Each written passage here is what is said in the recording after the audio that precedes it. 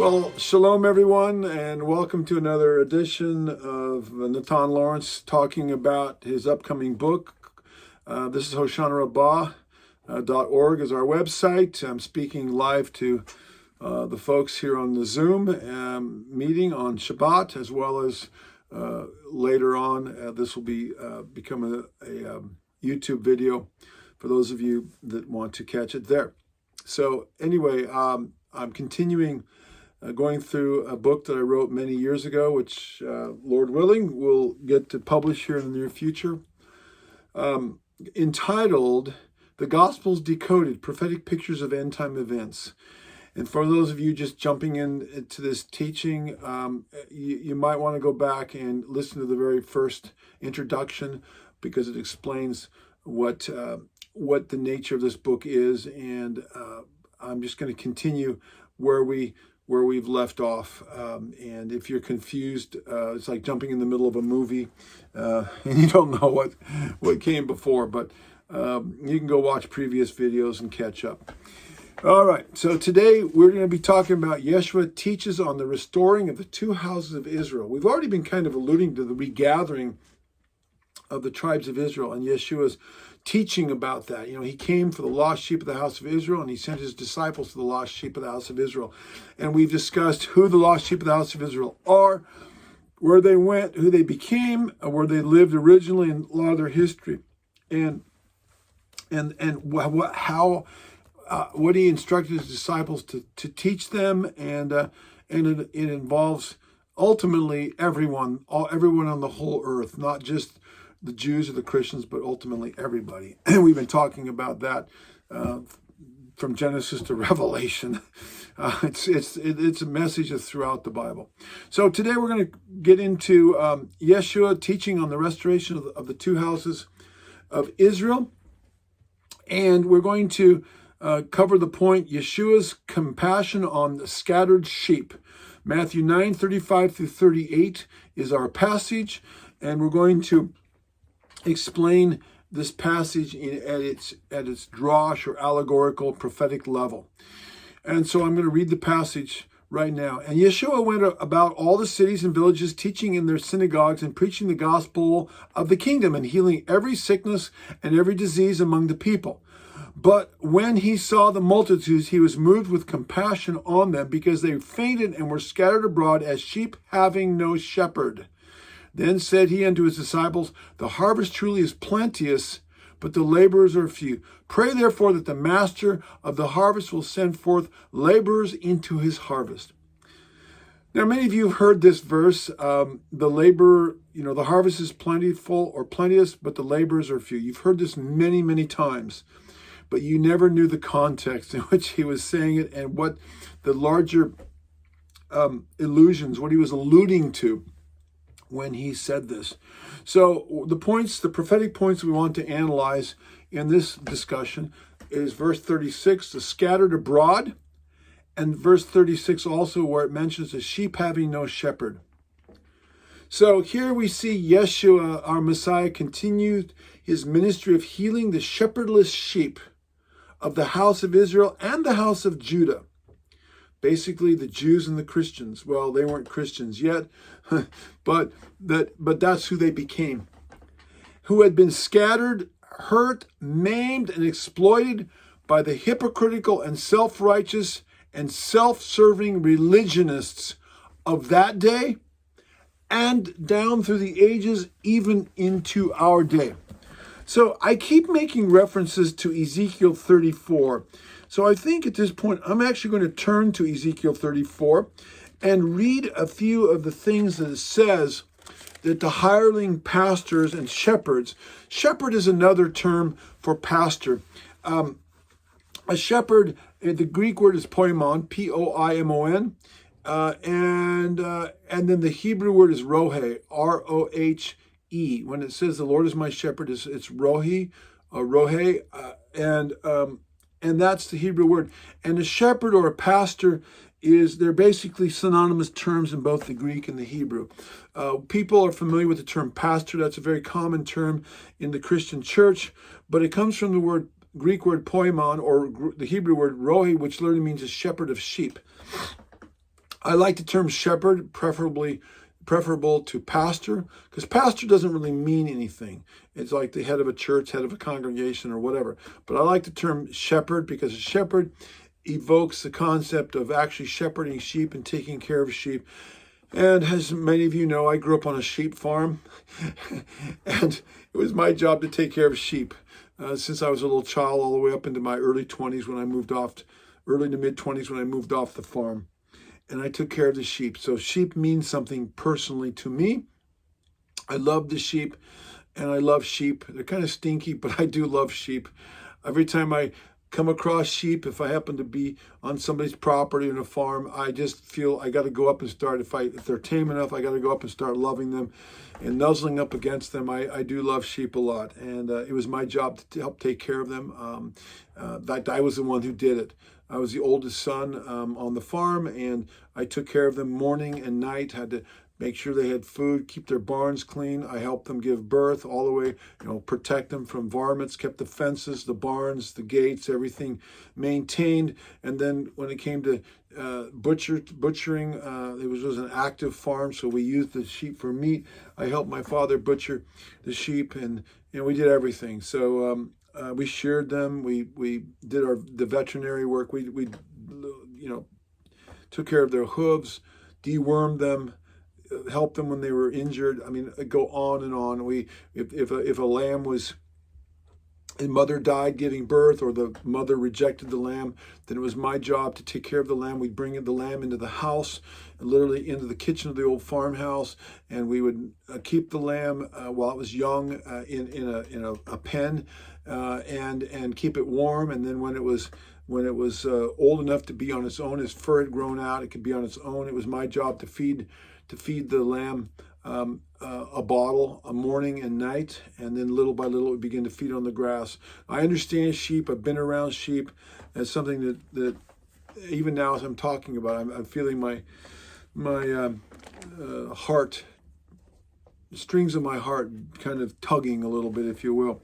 So anyway, I like the term shepherd. So Ezekiel 34, when it talks about, Psalm 23 talks about the Lord is my shepherd, I shall not want. I kind of have a sense of what that means from a very practical, real world experience. But here, Ezekiel 34 talks about in my New King James Bible says the chapter heading is the irresponsible shepherds.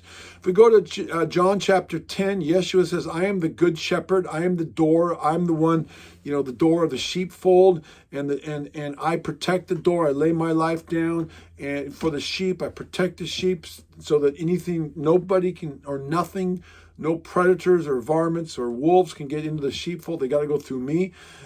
In times past, a shepherd would carry a rod and a staff. David talks about that in the 23rd Psalm. I get that. A rod and a staff. I can explain that in modern terms. A rod was a weapon. For us, on the farm, we had a gun. If varmints got into the sheep, we shot the varmints or the dogs or whatever. The staff was the crook. So they didn't have pastures and fences.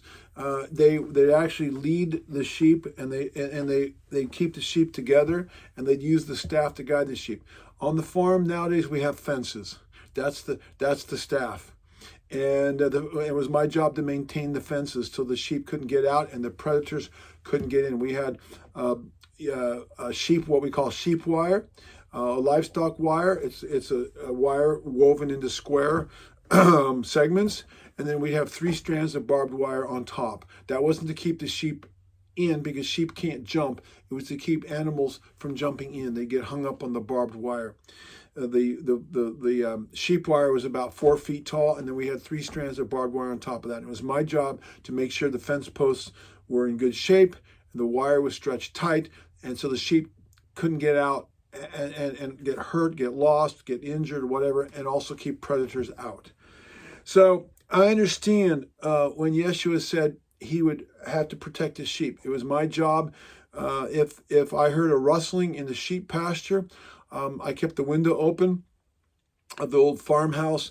And if I'd heard, we had a goat in there with our sheep, and we had a bell on the goat. And if I heard that bell tinkling, I would wake up, because I was a light sleeper, because I always was aware if there was commotion. We had chickens, we had cattle, we had other things on the farm, but especially the sheep were very vulnerable. And I would wake up and immediately be downstairs of the old farmhouse. I slept in the attic, and I'd be out the door with our border collie sheepdog, and I'd have the gun and a flashlight, and I'd be out the door. We had those things right by the back door, and I'm down there to see what's going on. And to this day, I sleep light, and when I hear a little noise, I'm instantly awake to this very day from my days on the farm. So I understand what Yeshua said when he lays his sheep, would lay his life down for the sheep. Even today, we have cameras around our house, and we live in an area where the crime is increasing, and we have cameras, and they're attached to our phones. And just the other night, there was a car. We've had some thievery going on in our neighborhood, and vehicles and things stolen. I had some tools stolen out of my truck. I have burglar alarms. We have cameras. We have lights. We have sirens. It's sad, but that's the day in which we're living. We just had to recently install them in the last year. And there was a car out there at about 1:30 at night, or it was 10:30, and parked in a cul-de-sac right by our vehicle. And so I jumped out of bed, put my trousers on, and I'm out the door with a flashlight and my shofar. And I didn't grab the gun. I've got a shotgun and a 40 millimeter gun in my bedroom, a handgun. But I don't want to get involved in that if I don't have to. So I grabbed the shofar. I have a shofar on my dresser, a ramstone shofar, and my flashlight, a very bright flashlight that I can turn on and blind somebody. It'll flash. I was out the front gate in the cul-de-sac with my light going, and this lady rolled down the window, and I guess she was having an affair with our neighbor next door, who's divorced, and now has having an affair with a woman. I don't know what to do. I don't think he's divorced. His wife isn't living there, but I don't know. I have no idea what's going on. But she rolled down her window, and I was getting ready to blind her with the flashlight and sound my shofar. And she said, "It's okay." I said, "Is everything okay?" And it was okay. And we watched her as she was there for a couple hours, and she left, and who knows what they did. But even to this day, I'm up and out, and that's what it's the shepherd in me. I can't help it. And that's what Yeshua said that the true shepherds are supposed to do. They're supposed to protect the sheep. And here in Ezekiel 30, and he says, "I lay my life down for the sheep." But he said in John 10, the hireling do not lay their life down. When the predator comes, they flee. And yet they're supposed to lay their lives down for the sheep. As far as I know, almost all of the apostles all died, were martyrs. They laid their lives down. They laid their lives down for the gospel as a testimony. In Greek, the Hebrew word for martyr is, or testimony. Testimony is the Greek word martyrios, where we get the word martyr. You lay your life down giving a testimony. A testimony of your faith, lifting up the name of Yeshua. So, this is what true shepherds do. And he says here in Ezekiel 34, "Son of man," verse 1, "prophesy against the shepherds of Israel," the Rohi, the pastors of Israel, "and say unto them, woe to the shepherds who feed themselves." Oh man, I tell you, I could get spitting mad when I read these scriptures, because I look at many Christian pastors today who are feeding off the fat of the land and do not have an honest job. And I've made some videos in the past, so I got to keep myself down. I don't need to go into this now. But it says, "Woe to you, the shepherds of the Israel who feed themselves. You eat the fat, and you should not the shepherds feed the flock. You eat the fat and clothe yourselves with the wool. You slaughter the fatlings, but you do not feed the flock. The weak you have not strengthened. You have not healed those who are sick or nor bound up. They are scattered. You with cruelty you ruled over them. And they became food for the beasts of the field," for all the heathen nations and all the weird false religions and philosophies out there, the beasts of the field. "My sheep wandered through all the mountains and on every high hill. Yes, my flock was scattered over the face of the earth." He's talking about the sheep of Israel scattered over the face of the earth. Again, he says they had become food for the beasts of the field. He mentions that twice. This is verse 8. But the shepherds fed themselves. They did not feed the flock. And then he goes on, verse 10. Thus says Adonai Yehovah, behold, I am against the shepherds. I will require my flock at their hand, and the shepherds who feed themselves, and so forth and so on. And he goes on and said, I will destroy the fat and the strong and feed them in judgment. Behold, verse 17, I will judge between sheep and sheep. And he says that verse 20, I will myself will judge between the fat and the lean sheep, because you have pushed with side and shoulder and butted all the weak ones with your horns and scattered them abroad. Therefore I will save my flock, and they shall no longer be prey. I will judge between sheep and sheep. I will establish one shepherd over them, verse 23, and he shall feed them. My servant David. David's going to be the king over Israel, and David, Messiah, son of David, is the true shepherd. Yeshua, the Messiah, is the chief shepherd, the son of David. He shall feed them and be their shepherds. Yeah, he was a king, but he was also a shepherd. He grew up taking care of sheep. I can relate to David. I really can, as being a shepherd working with sheep. But I wouldn't want the job of being the king. I'll pass on that job. And he said, verse 24, I, the Yehovah, will be their God, and my servant David, a prince among them. And then he says, I will make a covenant of peace, and so forth and so on. And so this is, and he said, later on, he goes, I will raise up shepherds after my own heart. You go back in Jeremiah 3:15, he says, I will raise up shepherds after my own heart. I believe Yah is raising up shepherds after his own heart. And some of you who will be watching this video will be shepherds after his own heart. You're not in it for the money. You're not in it for the prestige. You're not in it for the titles. You're in it because you love Yeshua and you want to serve and obey him. Some of you serve and minister and you don't even take any remuneration. You don't take any money. You do it because of your love for Yeshua. I get that. Been there, done that. 18 years. So God bless you. But there's too many pastors out there that are living high on the hog in the Christian world, in the church, especially those that are on television and have all these fancy toys and fancy houses. So Yeshua, Matthew 9, verse 35 to 38, he's going to regather these sheep. And many are so in our modern day, and some of you fit this, are sick of the church system. You're sick of the message of the gospel being watered down. You're sick of sin not being preached again, of repentance not being preached, of the message of the cross, the blood of Yeshua, the kingdom of heaven not being preached. Instead, you're getting a lot of pop psychological, easy believism. Come to Jesus, he'll help your self-esteem. Jesus loves you, has a wonderful plan for your life. And all of this silly, nonsensical, non-biblical crapola that really is not the true message. And the pastors are not confronting the evil and wicked things in our society and confronting the darkness. Instead, they're just, let the show go on and keep the money rolling into my account. And keep my kingdom going. And Yeshua says, no, you have scattered abroad the sheep. Now they're running around. I look at the statistics and I see fewer and fewer people are going to church. Many people still claim to be, in America, claim to be Christians, but they're fleeing the church. They're going to home fellowships or they're going to other situations. And they're just saying, I'm done with the church system. I'm sick of it. It's just a country club. I hear this all again, and I've been in churches like that. They're a country club. I was in a Foursquare church, ordained in a Foursquare church back in the 90s, and they wouldn't even supply me a Bible.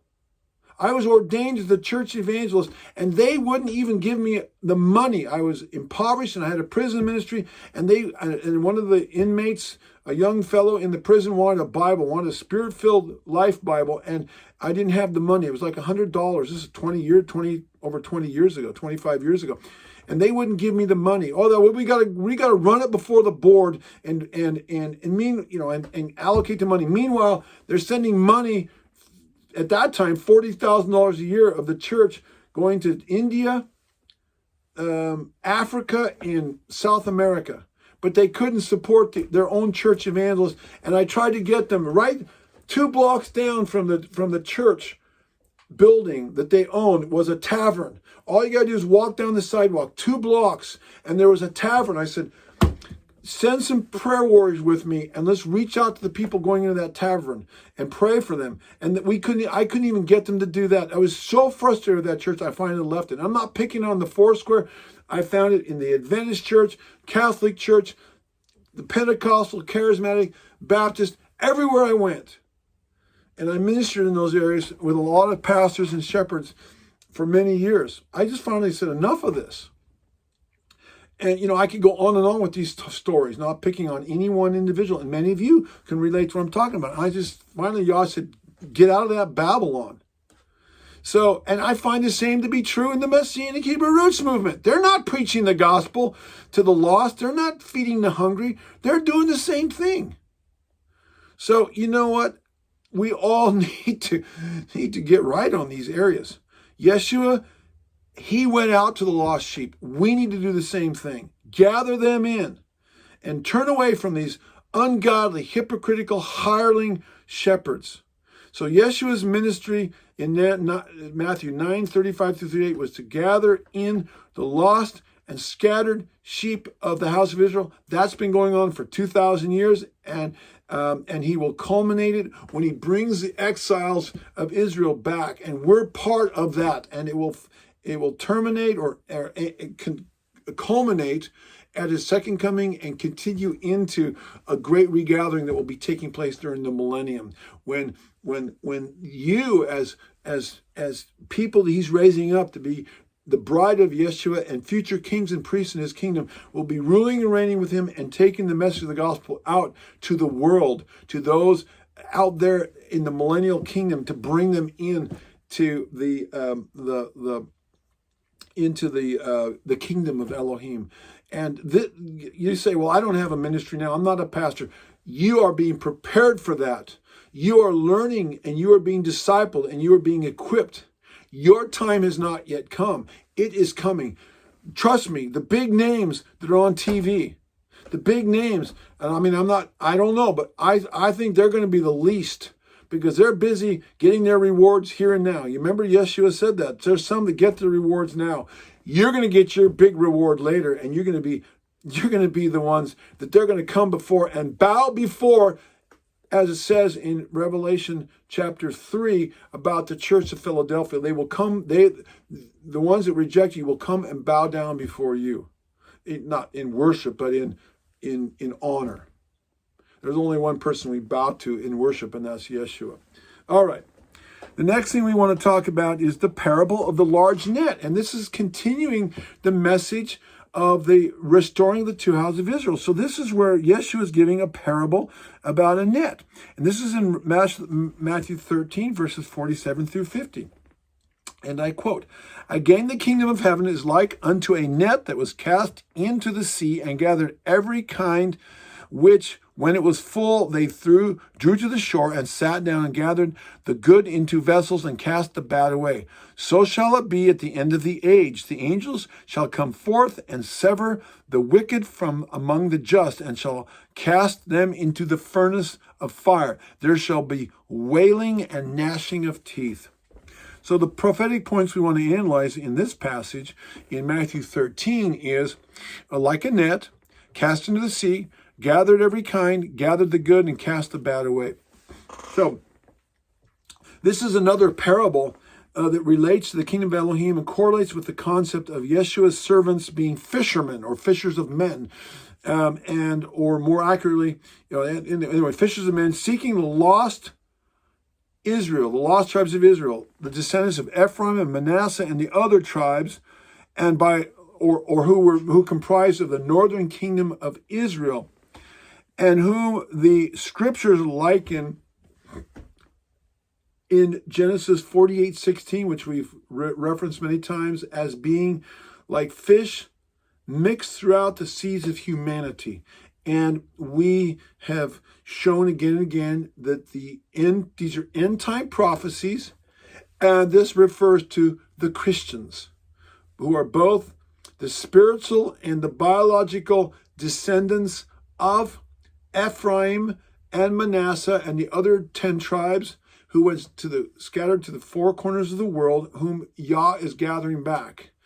And they will be reunited under Yeshua in ultimately with the Jews, their brother Judah, and the two kingdoms will be reunited under King David during the millennial kingdom. And we were just reading that he will be the king over that kingdom.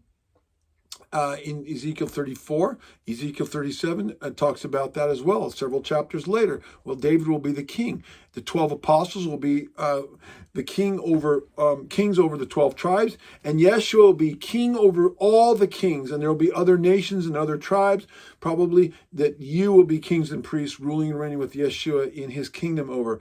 And there is no Gentile gate in the New Jerusalem. Everybody's going to get grafted into the tribes of Israel, as Romans 11 says, and Ephesians 2. So, we know that the descendants of Ephraim were mixed among the nations, and they became scattered. Because they didn't have leaders that led them. And Hosea talks about this, and Isaiah talks about this. And again, I don't have time to go through all the scriptures. In my book, I list all of these things, but they were scattered across the face of the earth like fish in the midst of the sea. Seas, again, as we have talked about, is a biblical Hebraism, a metaphor representing humanity. And Yah's children have been, his people have been scattered like fish in the sea, and Yeshua sent fishermen. Peter, Andrew, James, and John were all fishermen in the Sea of Galilee from the city of Capernaum. He called them to be fishers of men. They literally left their boats and their nets, and he said, I make you fishers of men. Come follow me. And they did. And this is what we have been called to do, to become fishers of men. All you guys that are into fishing, well, it's time to lay down the physical fishing rod and get out on the streets and get out there and be fishers of men. Trust me, it's a lot more exciting than physical fishing. I've done both, and I'll sooner be out on the streets preaching the gospel than fishing. Besides, the fishing in most places isn't any good anymore. I went to Alaska a few years ago on a fishing trip, and I decided that the Oregon fishing in the state of Oregon where I live is not any good. I've just stopped fishing. It's much more interesting being fishers of men. Trust me, it's much more exciting for those of you who haven't tried it. So when he gathers in the end times, the angels will go forth just prior to the resurrection of the righteous to separate the good fish from the bad fish, the wheat from the chaff, the righteous from the wicked, and the wheat from the tares. And we read about that in Matthew 24:31, Matthew 13:30, the parable of the sower and the wheat and not the sower, but the wheat and the tares. Matthew 13:47 through 40 through 50, and so forth and so on. There's many times where Yeshua talks about separating the wheat from the chaff, the good fish from the bad fish, and so forth. So this will be a day of rejoicing for those who are gathered in, and a day of anguish for those who are rejected because they failed to heed the gospel message and place their trust and obedient faith in Yeshua the Messiah. So this is the good fish and the bad fish parable, and not everybody's going to get chosen. Now, with the parable of the tares, wheat and the tares, we'll talk about that one later. There's people right in the very church that claim to be Christians or claim to be believers or followers of Jesus, and they're going to be rejected because they did not bring forth fruits of righteousness. They've been playing games. They know how to look and act and talk the part, but they're no more regenerated spiritually than this bottle of green tea I'm holding in my hands. Okay, but Yah is the one who will make that determination. I'm not here to judge who is saved and who is not saved, but I just know that there will be many that will be cast out because they never did accept Yeshua. They were just playing religious games. So, Get out there, be a fisherman, and help gather in the lost sheep of the house of Israel. Now, let's get to the next thing. This is a great one. You all know about the loaves and the fishes. Oh, we all know that parable. That's a wonderful, wonderful parable. But you've never heard, at least I never heard, and until Yah revealed this to me, what the true meaning of it is. What do all of these things mean? So let's go through that one right now.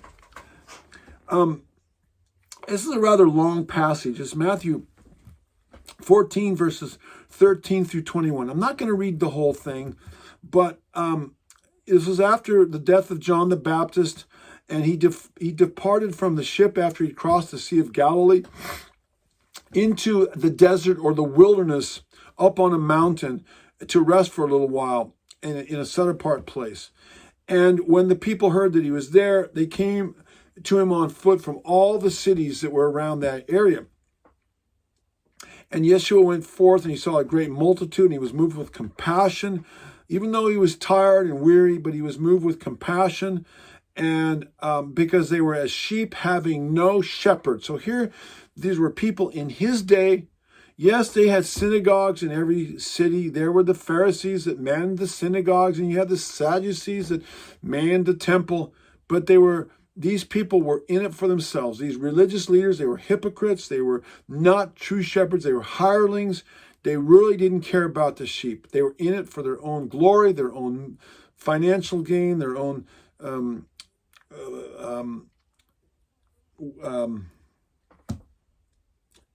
notoriety, whatever, their own selfish motives. So he said they were like sheep without a shepherd. And there's a lot of people today that are in churches but are frustrated. They're not getting fed spiritually. They go there and it's a song and dance and a show and theatrics, and they get a little message that tickles their ears, and they go like, there's something wrong, but they don't know what it is. And there's a lot of that going on. That's why one reason people are fleeing the churches these days, in our day. And the church is dead. The Christian church is dead in many countries, England and France and other European countries and so forth, and becoming more so in America and many other nations. It's very, very sad. There's sheep without a shepherd, as Yeshua said, then and now. And so Yeshua said they were like sheep without a shepherd. His disciples came to him, and they came to him in the evening. The day was far spent. And his disciples came to him saying, this is a desert place, and the time is now past, and send the multitudes away that they may go into the villages and buy them for themselves food. But Yeshua said, they need not depart. They need not depart. Feed them. And there happened to be a lad there that had 5 loaves and 2 small fishes. And they said unto him, we have here but 5 loaves and 2 fishes. And he said, bring them down, bring them to me. And he commanded them all to sit down in the grass. And he took the loaves and blessed them. And you know the story. He broke it. And they fed everybody. And there were about 5,000 men besides women and children. And there were 12 baskets of food left over. So you had a miracle of the division of the food. And the baskets, it just kept appearing. So there might have been 10,000 people. I mean, I can't even imagine this. And there were 12 baskets left over. So there's a lot here to cover in this. But this is a cool one, and I really want to share it with you. We're going to talk about all the various points here. There are a lot of prophetic points here, about 12 of them, what they all represent. The Sea of Galilee by ship, the desert or wilderness, the great multitude, moved with compassion, healed the sick. The evening of the day was far spent, buying victuals, a lad, 5 loaves, 2 small fishes, and 12 full baskets. All of those aspects of this story all have prophetic significance. So John the Baptist has just been killed. And it's interesting to note that, John came to prepare the way for Messiah, and he was killed by the political religious establishment of his day because he was a very fiery preacher preaching the messages of repentance, and he got his head cut off. The system cut his head off, and that's like he stopped him from preaching by cutting his head off.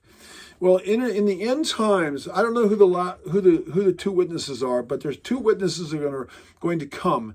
That's Revelation 11, 1 through 13. Some people think that they're Moses and Elijah, whoever they are, but they're going to be preaching the gospel, the everlasting gospel, and then after several years, they're going to be martyred. They're going to be killed, and they're going to lie on the streets of Jerusalem, and then they're going to resurrect, and it's going to freak the whole world out. So this John being killed prior to Yeshua doing this seems there's an end time story that's analogous to this. So in response to John's murder at the hands of Herod, Yeshua and his disciples left the area to escape any possible backlash as a result of King Herod's wrath. Now, King Herod symbolically represents the devil, and so I take this to be a picture of what the Bible prophesies will occur to Yeshua's bride or the saints during the Great Tribulation, just prior to his return. So we read about how the devil is going to persecute the bride of Yeshua in Revelation 12, verses 12 through 17. In this scenario, metaphorically, the boat in which Yeshua and his disciples were sailing across the sea appears to represent the eagle's wings of Revelation 12:14, where it says Yeshua will take his bride or the church or the saints on wings of an eagle and take them into the wilderness for 3.5 years. It's a place of safety during, I believe, the Great Tribulation, or after the Great Tribulation, actually the first part of the wrath of Elohim period, during the seven trumpets, at the beginning of the seven trumpets. And then the second half of the wrath at the seventh trumpet, the second half of Elohim's wrath, that would be the bowl judgments of Revelation 15 and 16. We've talked about that in the past. Then they will be resurrected to meet him in the air. For the first half of the wrath, they will be protected in the wilderness, because the children of Elohim, the saints, are not appointed to wrath, as it says twice in the book of 1 Thessalonians. So once in the wilderness, remember, Yeshua went to the wilderness. He crossed over the sea. The sea was, is a picture of being carried across the waves safely in Yeshua's boat of salvation. And then he went into the wilderness. That would be the waves of the sea. And we'll see later when he calmed the waves, that's a picture of political, economic, religious upheaval in the end days. We'll talk more about that later, when the Sea of Galilee was roiling and the waves in the sea and all that were going on. But that's when Peter walked on the water. We'll talk about that. I'll just give you a little teaser. That's a picture. Peter walking on the water is a picture. To go out to meet Yeshua is a picture of the saints being resurrected. Just a little teaser. We'll be to meet Yeshua in the air. We'll talk about that one a little bit later. So, once in the wilderness, when the day was far spent and now the time is far past, this is, I believe, a prophetic reference to the end of the age, just prior to the return of Yeshua. There Yeshua fed the multitude 5 loaves and 2 fishes, provided by a young boy. I believe the 5 loaves of fishes, the bread, represents the 5 books of Torah. That's the word of Elohim, the bread that we are supposed to feed on. Since the number 5 in Hebraic thought represents Torah. And the 2 loaves, that could refer to the 2 tables of stone that the 10 Commandments were written on. It could also refer to the 2 houses of Israel. Let me read my notes here. I don't want to get ahead of myself.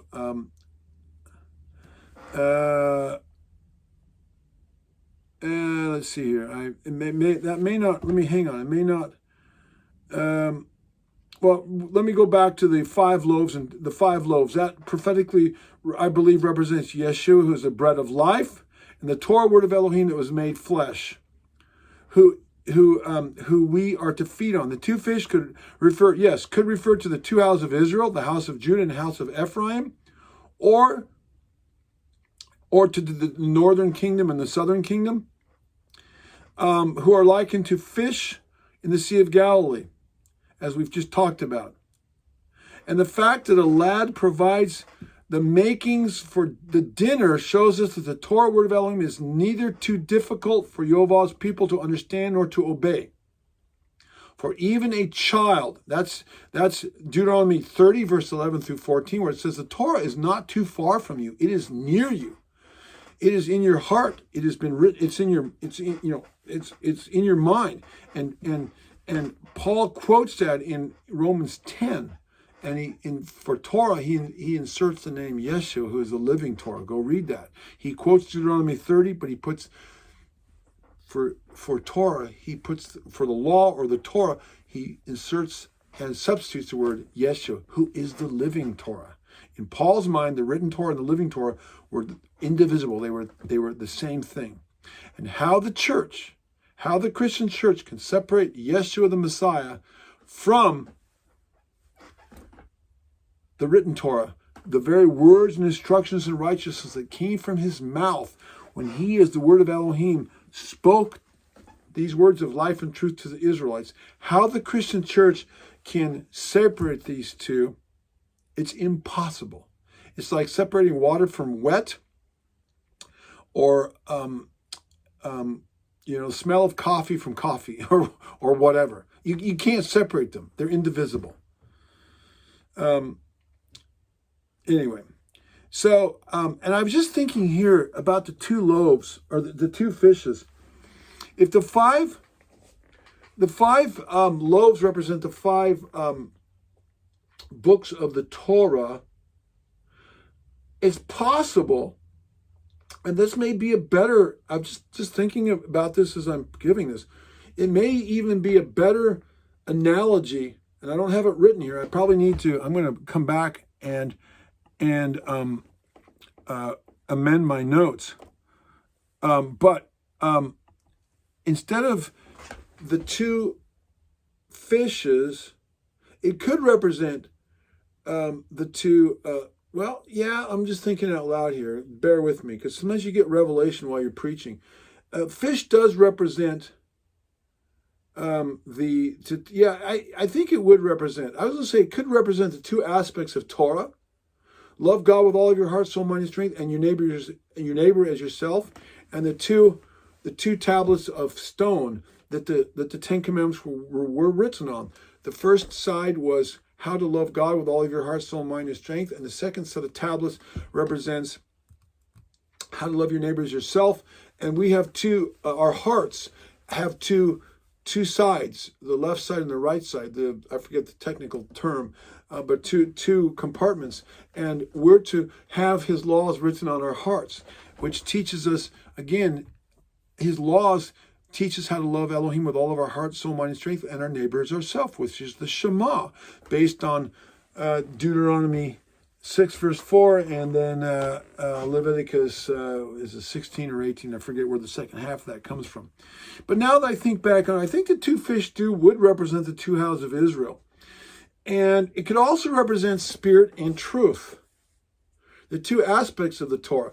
Because we find, again, I'm just kind of extemporaneously ad-libbing here, the Christian church emphasizes the spirit of the law, grace, mercy, compassion, love,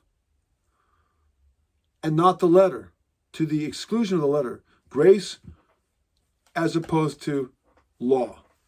Whereas our Jewish brothers tend to emphasize more legalism and obedience and not so much grace and the Spirit. That's what the Sermon on the Mount was all about. He was taking them to task. You emphasize the letter, but not the Spirit. It's all right to murder in your eyes.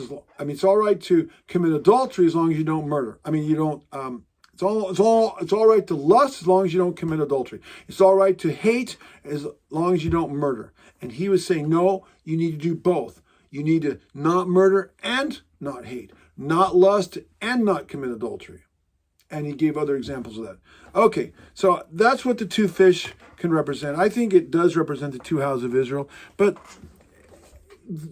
I'm not saying that my understanding and my interpretation of these things are the only interpretation.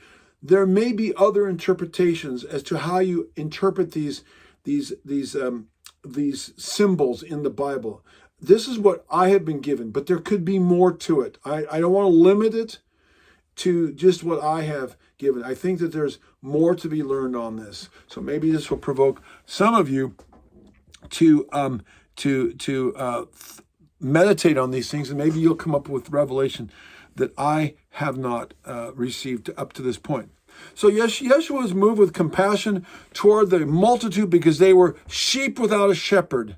And again, we just talked about that in a couple points ago when we read Ezekiel 34, and I won't go over that. They were sheep without a shepherd, even then as they are now. Moreover, Yeshua would not permit the multitudes to return to the villages to buy food. I believe the villages, that's where the synagogues were. That's where the churches are located, or the religious institutions of the Babylonian world system, or churchianity, or whatever you want to call it, which Yah is calling his people out of in Revelation 18:4. It says, come out of Babylon, come out of her, my people. You're caught up in religious institutions, religious systems, religiosity, churchianity, whether it's Jewish religion, Christian religion. He says, come out to me. Let all that stuff go. Let all the traditions of men go. Let all the pagan, the pagan things that have come in, Christo-paganism, the traditions that have come into the church that are not biblical, traditions and pagan customs. Let it all go. Come out to me in the wilderness, away from the city, away from where all those things are. And that's why I said, no, they don't need to go back there to buy food, to get spiritually fed from those sources. I will feed them. I will feed them from my Torah. I will feed the two houses of Israel from the Torah. I will feed them spirit and truth, which is what all these things with the 5 loaves and 2 fishes. And it's not too complicated. Even a little child who brought a little lunch, he can, this is something he can understand. Remember what Yeshua said, except you become as little children, you cannot enter the kingdom of heaven. What he's saying there, that's Matthew, I think, 18.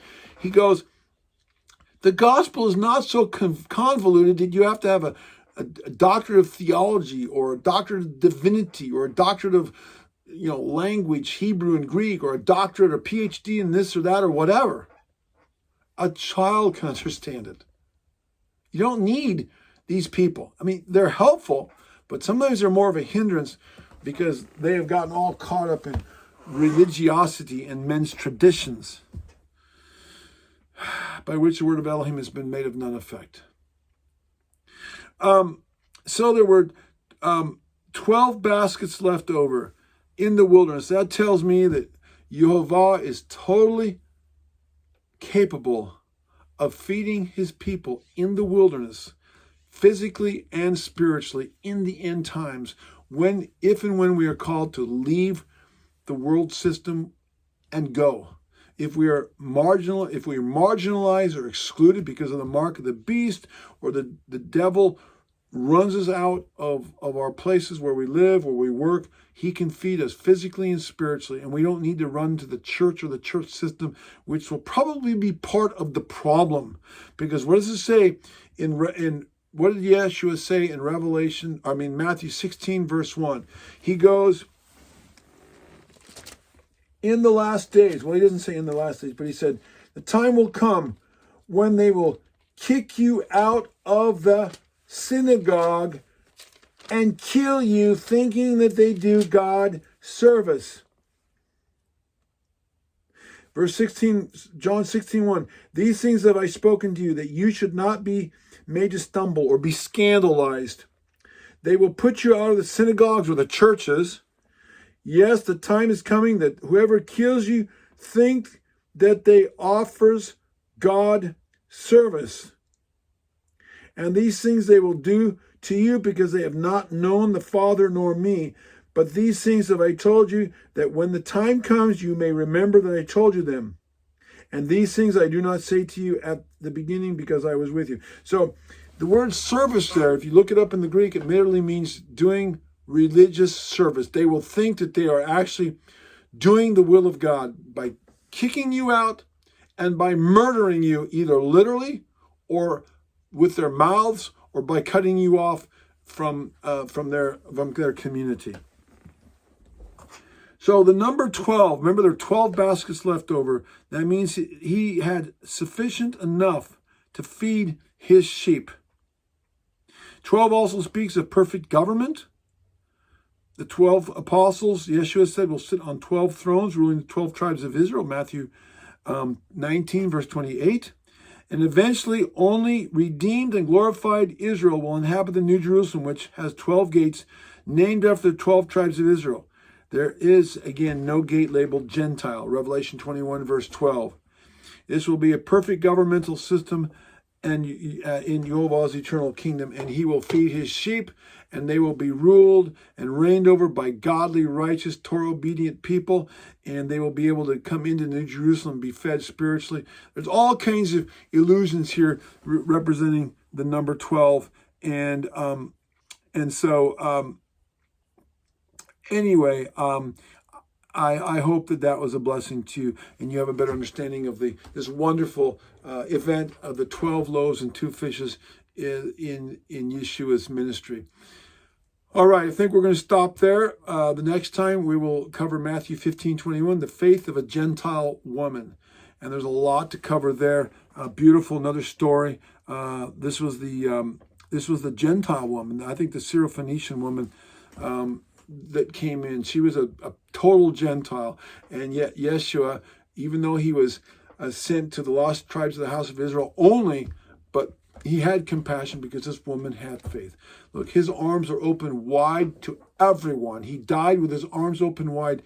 Anybody, I don't care who you are. I don't care if you're purple with polka dots and you're some, race that nobody's ever heard of. There's room for you at the foot of the cross to come to Yeshua so you can be part of prophecy being fulfilled and have your part in his kingdom.